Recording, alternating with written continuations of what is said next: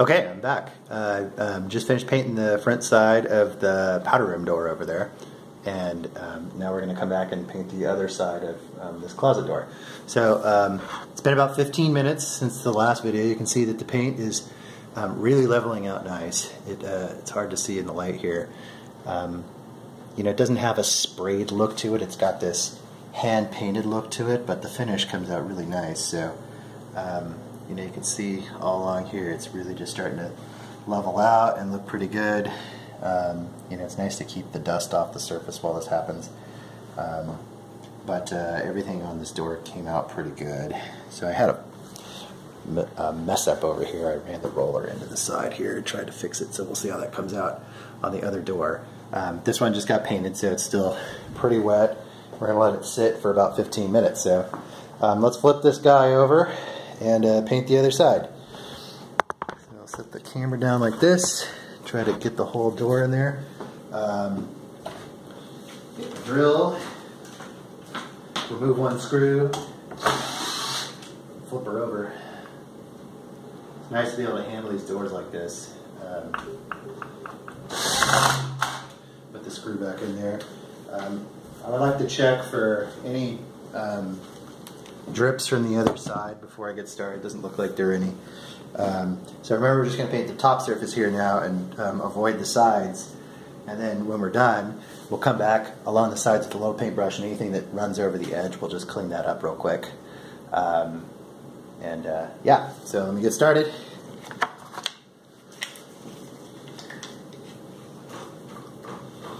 Okay, so once again, top panel.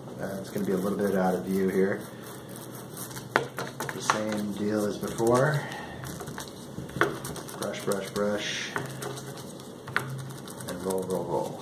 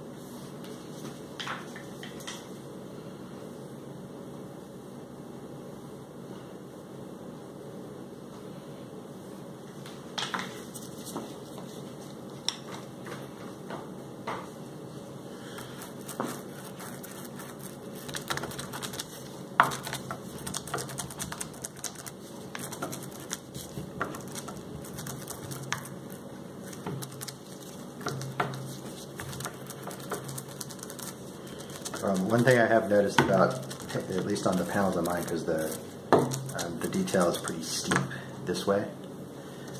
When I first started painting them, I noticed it was a lot easier to pull the roller toward myself and get paint all over everything. And if I was pushing, I did a lot of times roll up onto the surface. So as a consequence, the way that I normally paint, I try to do this edge that's further away from me first. And then maybe like this edge, because I'm pushing the roller into those instead of pulling it out. And for whatever reason, it's just easier to control when you're pulling it. So that helped a lot with the, you know, getting paint all over the places I didn't want it yet. Because once it's up there, it starts leveling out, trying to dry.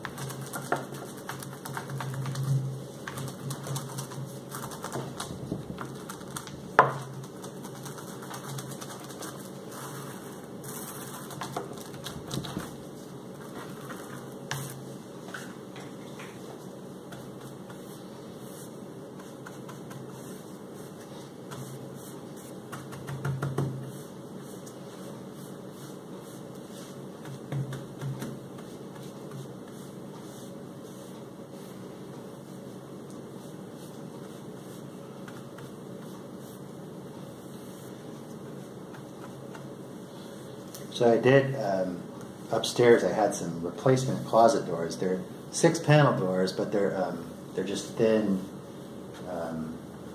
they're like cardboard doors basically with an MDF covering on either side. You buy them at, they call them panel doors or hollow core doors. You can get them at the store for, you know, $50 or $60 a piece. I had a really difficult time painting those. They come pre-primered, but what I noticed when I tried to paint them for the first time is that the primer just sucked all the water right out of the paint. It was really hard to spread, and it dried really fast.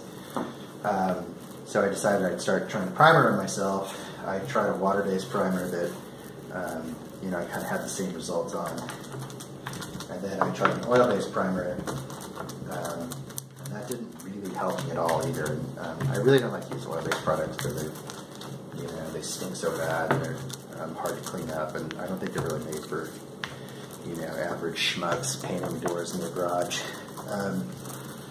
So what I ended up doing actually on those doors, and once again I was practicing on the back so no one would notice, the solution I arrived at was to put some water into a spray bottle and kind of pre-wet the surface a little bit. Not to the point of being wet, but just to dampen it and to get some of that water absorption going ahead of time. And then to prime over that. And that worked really well. I used a combination of the spray bottle, and if the bottom of the door would start drying out, I'd use a towel just to re-wet it. And that helped a lot with keeping the paint wet so it could flow. I don't know if it weakened the paint at all. It doesn't seem to have. It's in the 2 younger kids' rooms up there. The 3.5-year-old is especially aggressive at testing paint. So, so far so good. So if you run across any of those inexpensive panel doors, you can try that, or think about a different way to do it. All the doors that we're painting right now, and most of the doors in my house they're actually really nice wood doors. They must have cost a fortune. Originally, they're all solid wood, and I'm not sure if they came with the house or the previous owners of the house did a lot of. She was a big antiques person and put a lot of antiques into the house. I'm not sure. I know they replaced all the floors in the house, but I'm not sure if they replaced the doors. But anyway, they're just too dark. You know, there's a lot of dark wood trim in the house when I bought it, all of which I pulled out and painted. So I found that painting the casings around doors was best done in place. The carpentry in the house is pretty nice. Like, the carpenters did a good job with the wood in the house around the doors. So I painted all of those in place, but I pulled the baseboards off when I was painting them, and I bring them out to the garage. They're much easier to sand outside. There's no masking involved when you do it in the garage. You just set them up on the sawhorses and go at it with the paint. And then, you know, the only problem is you have to nail them back on when you're done. And what I would do is paint them, haul them upstairs, nail them back on with a finishing nailer, which is a pneumatic nailer. And then I had this wood filler that I think I mentioned yesterday. It was white, or dried white. It started pink and dried white. And it was just about the same color as my my paint here, so I could just walk back and fill in the holes and then caulk everything to the wall, because my caulk is about the same color as this paint as well. And that worked out pretty well. This paint tends to touch up pretty well. Like if I got small dings somewhere, you know, even in where I filled nails and things like that, it touches up pretty well if you just feather it out. So it's not a big deal if you are using a different color than the repair products. But it was kind of like, it was certainly a lot easier to paint all that stuff in the garage. Painting those door jambs was, whew, and windowsills. A lot of that's over. But it did come out nice. It's all, you know, it's all painted with the same paint, and everything comes out nice and smooth, even if you're painting it vertically. I think the reason we're painting the doors in the garage, I think it's just easier to avoid the dribbles while the door's laying flat for 15 or 20 minutes, and it's a nicer work surface. You're not up and down. You know, I think some people paint the doors while they're on hinges still, and that just sounded really difficult. You know, it's at almost a good height here with the sawhorses. I could have probably modified my sawhorses and made them a little bit taller,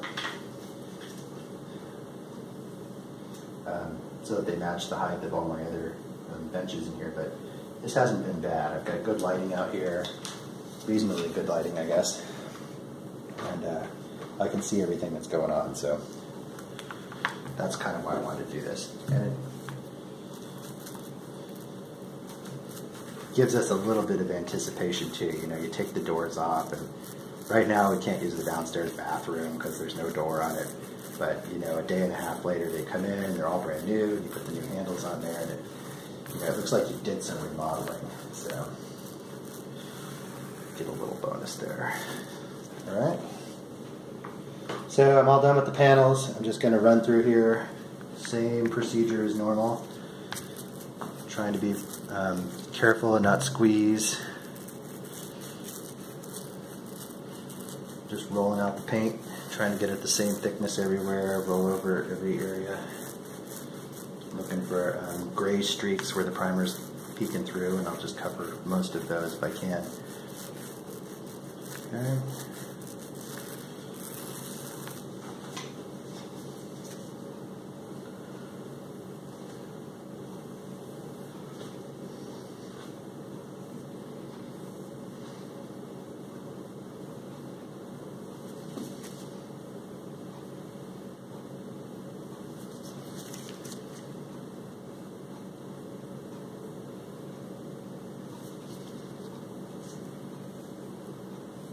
Sometimes if you miss the edge of the panel when you're laying off, you'll end up with a little stipple along the edge. So be on the lookout for that. Okay.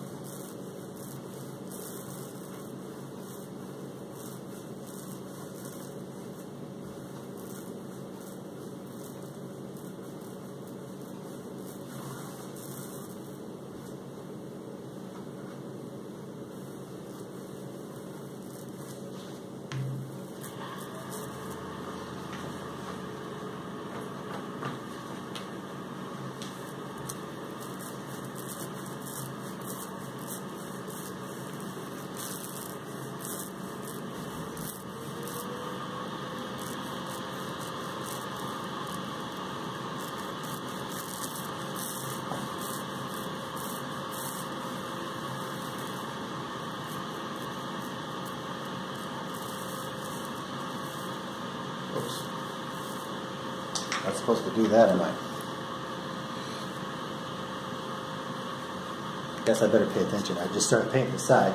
I don't think it's going to be a big deal. We'll flip this door over and make sure I didn't do any ugly on it in a few minutes. Okay.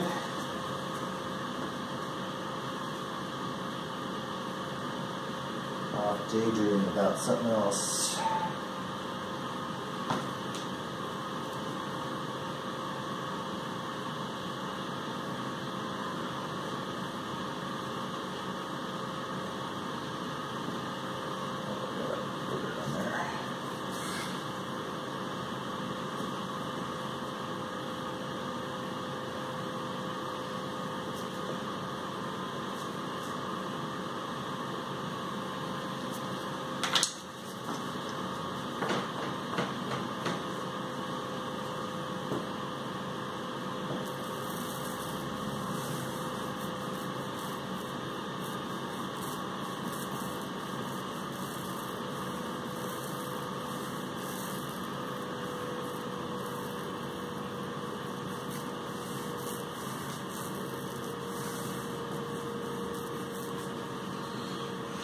Okay, final dip, and I'm coming around the side here.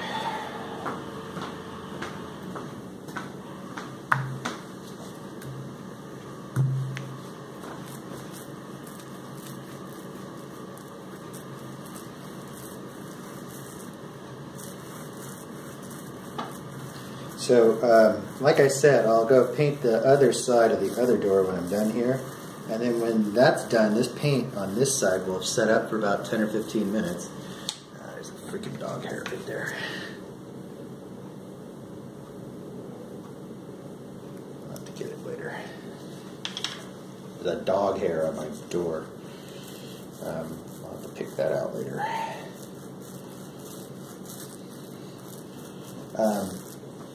I tend to, for whatever reason, get a little bit of paint running over the edges.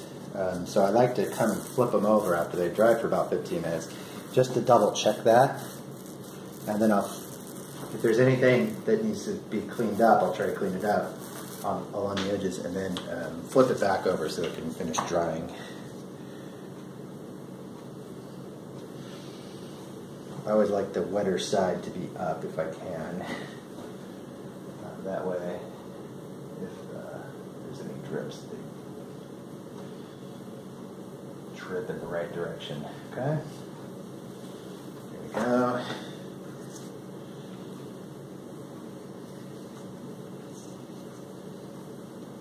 Alright, so I'm going to clean this edge up out here. I don't know if you guys can see me on camera or not.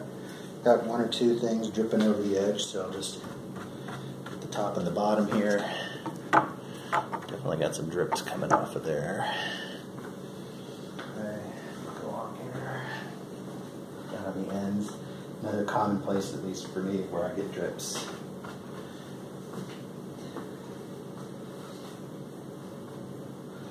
Anything down over here. Let's see if I messed this up at all. Don't look messed up at all. Alright, so I'll scan you over the top of it one more time and see once again. You know, we pretty much got the same paint job as the other side. It's really leveling out here. Here's the first areas that we painted up here. You can see, I don't know if the light's better this way or that way. You can see how it really just smooths itself out. You know, it looks pretty shiny and nice now, but that's the way paint looks when it's drying. And when this is all finished, we should have a pretty typical result like the ones I had in the house. So I'll probably shoot one more video when I put it all back together. All my hardware showed up while I was out walking the dog earlier. So I got all new handles in the house and stuff. And I bought a big box of hinges off of Amazon.com. They had, you know, hinges for like, I don't know, they were less than 75 cents a piece, I think, for replacement hinges for all of our doors, and they match our hardware. So bust a few of those out tomorrow. I'm going to do one more coat tonight, obviously. I probably won't tape that or video that because you know, it's the same process as now. You just you know, get the paintbrush out and start going to town. So yeah, we'll do one more, and then that should be the whole series. So signing off for now, and we'll talk soon.